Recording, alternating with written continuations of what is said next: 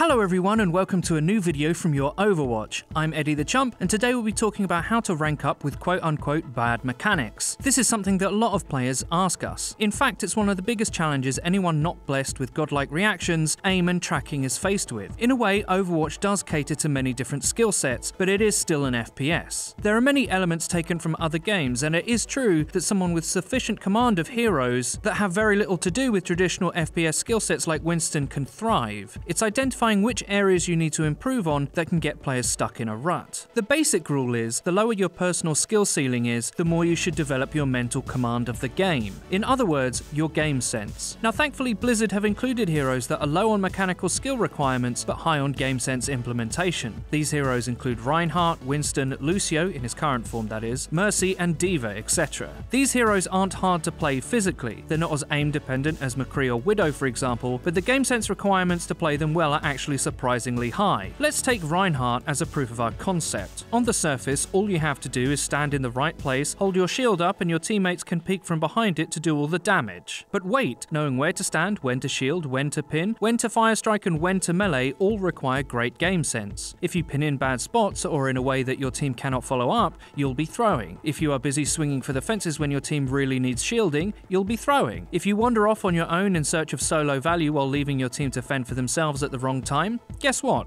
You're throwing. The difference between a good play with Rein and a bad one is sound decision making. If your mechanics aren't great, then playing heroes that don't require them is a good start. However, improving your reading of the game is where you'll start to see improvement. FREEDO describes this as an understanding of the flow of a game. To do that, you'll need to be able to identify different phases of a game. If you're a Rein player, for example, on King of the Hill, and you're on the retake of a point, you'll need to keep a whole list of information in your head to be able to outplay your opponents. This includes things like, what is your team's comp? Are they comprised of heroes that need your shield to get value? Are they in position behind you as you approach? Are they avoiding damage before a fight like they should be doing? If that's the case, then you'll have to analyze what your opponents are doing. Are they using a Rein too? Is their Rein where he needs to be? Is this fight going to be initiated on you pinning their Rein? Are your team going to speed boost in after you make your move? Other information like, what is your team's ult status? What is the ult status of your opponents? Once the team fight starts, you'll need to pay attention to the kill feed. Are you up or down in the fight? Are your healers alive? Is your team focusing what needs to be eliminated to win the fight? Are you in the right place once the fight breaks? All of this for a hero who superficially just needs to hold up a shield. That's the conundrum of a game sense hero. They're mechanically easier but mentally much harder. Your McCree might have sick aim. All he needs to worry about is hitting shots on the right things, maybe stunning a flanker or two, or taking out a farer. If you're a player who, when honest with oneself, knows that your mechanics aren't up to the standard of whatever tier you find yourself playing at for a role like DPS, then putting serious effort into understanding the fundamentals of the game and playing an appropriate hero or role is the best avenue for raising your rank. You can begin this process with a few easy steps. The first are, pay attention to as much in-game information as you can. If you train yourself to listen out for sound cues or watching the kill feed to know your team's numerical advantage or disadvantage, you'd be amazed how much info you can garner. Take the kill feed for example, such a simple thing, but from that you can tell not only the numbers involved in any team fight, but what roles are still up for each team. Say you're playing against triple tank and both teams are poking, looking for an opportunity. If you're playing as Rein and you see that your Widow has taken out their Ana, triple tank depends on its Ana. If she dies early, then there's nobody else to prop it up. What's left is just a lot of HP. You know their team is vulnerable, and you can look to make a play on their tanks as you still have healing and they don't. Another couple of uses for the kill feed center around knowing when a fight is actually lost. If you can read the kill feed and tell when a fight is lost, you'll also know when your team needs to regroup. Fighting under strength is a big mistake so easily avoided that once you grasp it, you'll wonder how you ever won without that knowledge. Likewise, knowing you've lost a fight will help you avoid wasting potentially match-winning ultimates or ult combos. I've been in plenty of matches where my team has done nothing but manage their ultimates better than the other team and won quite easily. The funny thing is the game of Overwatch is so large and complex that grasping just a few fundamentals can really help improve your game, especially if you struggle mechanically. It comes down to awareness. If you know how the hero you're playing fits into the game, can recognize danger and opportunity, then you're already in a good good position. It might be a good idea to learn the basics of calling. Be sure not to necessarily overwhelm your team with complicated strats, as often a team of randoms will be put off by a flurry of unwelcomed leadership, but at the very least communicating the most key information.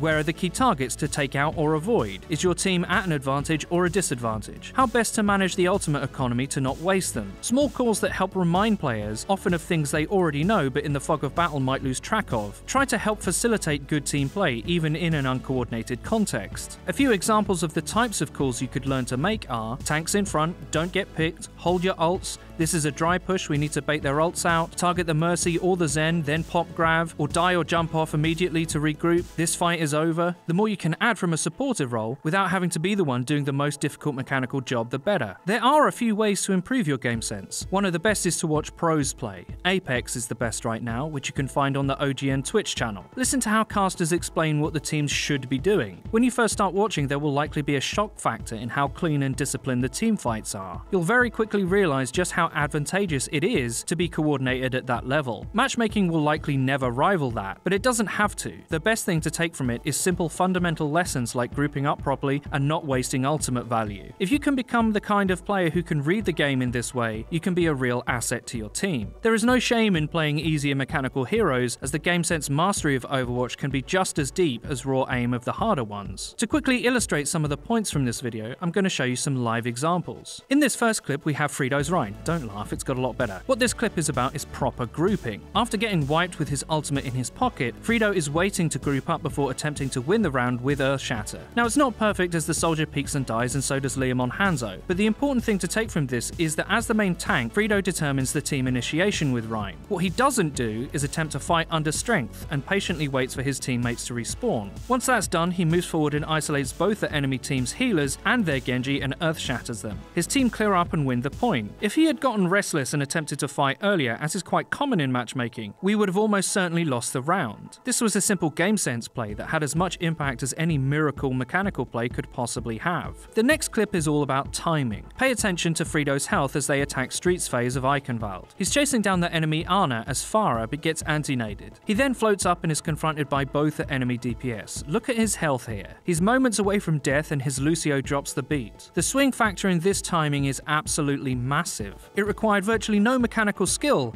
but the reading of the flow of the fight by FREEDO's Lucio was perfect. If FREEDO dies here, they likely lose the whole game. The third clip is again FREEDO's Reinhardt, as his team attempts to win the game by pushing the car on Numbani in overtime. In a way, there's so much to go through, it's a summary of all the things we've been talking about. First of all, as the cart comes around the corner, FREEDO is checking where his team are by looking behind him. This is one of the biggest challenges to playing Reinhardt properly, knowing where your team actually are. FREEDO is checking constantly to see if he's where he needs to be. As the cart rounds the corner, the enemy diva attempts to make a play on FREEDO's McCree. You can just about see her fly off from up top, but it's more of a sound cue awareness play than anything. As his McCree is using High Noon, he is exceptionally vulnerable, and in a display of great game sense, both FREEDO and his Lucio focus on keeping that McCree alive. After the diva is out of her mech, she's in a lot of trouble, as the teamfight is very compressed here. Listening to sound cues again, he hears and sees the enemy Reinhardt use Earth Shatter on his team. FREEDO attempts to make a play, knowing pinning here stands a great chance of taking something out of the follow-up. He hits the enemy Reinhardt and takes him out of the fight. Thankfully, his Lucio has also used Drop the Beat to keep his team alive, and as FREEDO fire strikes the enemy Reinhardt and kills him, his team are well up. The two players that make the game-winning impact here are both game sense orientated, FREEDO on Reinhardt and his Lucio. The Genji and the McCree do kill what they need to, but they wouldn't have been alive to do so without these game sense plays. As the examples show, it's perfectly possible to rank up in Overwatch without being a god mechanically. What you have to do is become a smarter and more observant player, and you can do that by learning the fundamentals of the game on a deeper level. I hope you liked the video. If you did, please don't forget to leave a rating. If you never want to miss out on one of our videos again, click the bell icon next to the subscribe button on our channel to join the notification squad. You'll be in good company. Please check out our Discord, where you can join one of the biggest Discord communities for Overwatch out there. If you want to see us tilt live for your enjoyment, please check out our Twitch channel, which will be linked in the description. Also, please follow the Your Overwatch Twitter. It's where you can find updates about new videos and streams. I've been Eddie the Chump, and until next time.